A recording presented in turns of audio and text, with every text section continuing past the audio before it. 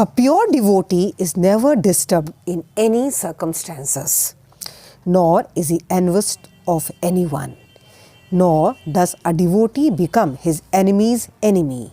He thinks that one is acting as his enemy due to his own past misdeeds. Thus, it is better to suffer than to protest. Whenever a devotee is in distress or has fallen into difficulty, he thinks that it is the Lord's mercy upon him. He thinks, thanks to my past misdeeds, I should suffer far, far greater than I am suffering now. So it is by the mercy of the Supreme Lord that I am not getting all the punishment I am due. I am just getting a little by the mercy of the Supreme Personality of Godhead. Therefore, he is always calm, quiet and patient despite many distressful conditions. A devotee is also always kind to everyone, even to his enemy.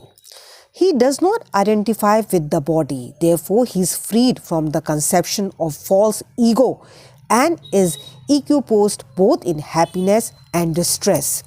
He is tolerant and he is satisfied with whatever comes by the grace of the Supreme Lord. He does not endeavor much to achieve something with great difficulty. Therefore, he is always joyful. He is completely perfect mystic because he is fixed in the instructions received from the spiritual master. And because his senses are controlled, he is determined.